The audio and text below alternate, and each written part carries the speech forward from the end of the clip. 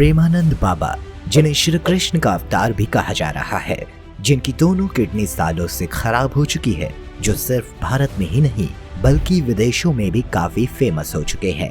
उनके बारे में कुछ ऐसे किस्से सामने आए हैं जिसे सुनकर आपका दिमाग हिल जाएगा। उन किस्सों के बारे में आपसे बातें करेंगे, लेकिन साथ ही आपको ये भी बताएंगे कि क्या ये बाबा सच में भगवान के अवतार हैं या फिर सब कुछ एक पाखंड है। आइए समझते हैं आज की इस पूरी वीडियो में।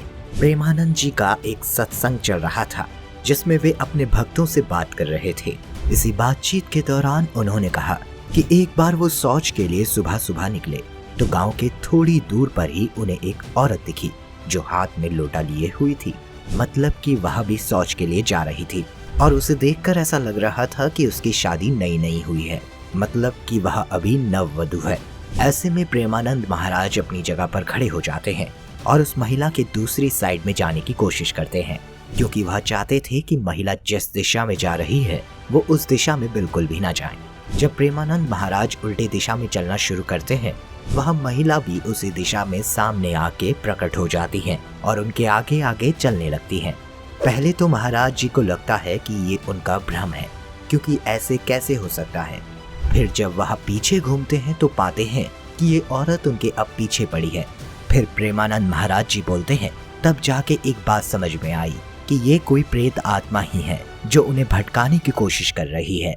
फिर महाराज जी ने भगवान का नाम जोर से लिया और उनके मन का सब भ्रम और वो औरत वहां से गायब हो गई। दोस्तों, दरअसल प्रेमानंद महाराज को शुरू से ही अध्यात्म से लगाव था।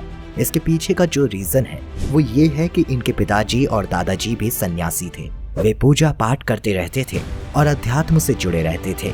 शुरू से ही इन्हें गंगा नदी के किनारे बैठने का बेहद शौक था। अध्यात्म से लगाव के कारण प्रेमानंद जी महाराज ने बेहद कम उम्र से ही हनुमान चालीसा पढ़ना शुरू कर दिया था। कहा जाता है कि उनके बड़े भाई ने श्रीमद् भागवतम के श्लोक पढ़कर परिवार को आगे बढ़ाया। अगर इनकी पढ़ाई लिखाई की बात करें तो प्रेमानंद जी ने ज्यादा पढ़ाई नहीं की है, वो 9वीं कक्षा तक ही पढ़े हैं।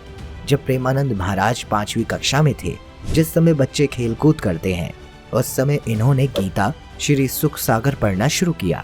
स्कूल में पढ़ाई के दौरान उनके मन में बहुत सारे सवाल उठते थे। उत्तर निकालने के लिए उन्होंने श्री राम और श्री कृष्ण गोविंद हरे मुरारी का जाप किया। दोस्तों, पहला किस्सा सुनाने के बाद इन्होंने एक दूसरा किस्सा भी शेयर किया। वो ये था कि एक बार प्रेमानंद महाराज जी खंडर में रह रहे थे तो उन्हें ऐसा कुछ एहसास हुआ कि वहाँ कोई तो खड़ा है। हालांकि उस समय उन्होंने इसे नजरअंदाज कर दिया था, लेकिन फिर थोड़ी ही देर बाद उन्हें लगा जैसे कोई उन्हें खींच रहा है और साथ ही दबोचने की कोशिश भी कर रहा है। वो थोड़े से घबरा गए, लेकिन चूंकि वह तो भगवान के भक्त थे, इसलिए उन्होंने सोचा कि अब इस मुसीबत से भगवान ही उन्हें बचाएंगे।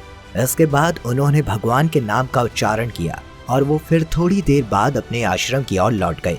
प्रेमानंद जी ने आगे कहा कि जैसे ही उन्होंने भगवान का नाम लिया, फिर क्या, उनके अंदर का डर एकदम से गायब ही हो गया। सब कुछ पहले जैसा नॉर्मल हो गया। प्रेमानंद बाबा ने अपने भक्तों से कहा कि जब भी आपको कुछ ऐसा लगे, डर लगे, दुख हो, पीड़ा हो, तो आप बस भगवान को याद करिए। अगर आप भगवान का नाम लेते हैं तो आपके सारे काम सफल भी हो जाते हैं और आपका कोई कुछ नहीं बिगाड़ पाएगा। अगर हम बात करें इनकी बातें कितनी सच होती हैं, तो इनके बारे में काफी इंटेलेक्चुअल लोगों ने बड़े बड़े बयान दिए हैं। ओझा सर को तो दोस्तों आप जानते ही होंगे। उन्होंने यहाँ तक कहा है कि प्रेमानंद महाराज साक्षात श्री कृष्ण के स्वरूप हैं। इनके बारे में एक किस्सा और बड़ा मशहूर है कि काशी के एक विश्वविद्यालय में रास लीला का आयोजन हो रहा था। तो इसके बारे में उन्हें कोई साधु संत बताता है और कहता है कि हम लोग भी रासलीला देखने चलते हैं।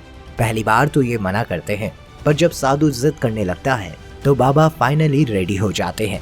वो सोचते हैं कि जरूर ईश्वर की ही कोई लीला होगी। बस फिर प्रेमानंद जी भी रासलीला देखने पहुंच जाते हैं।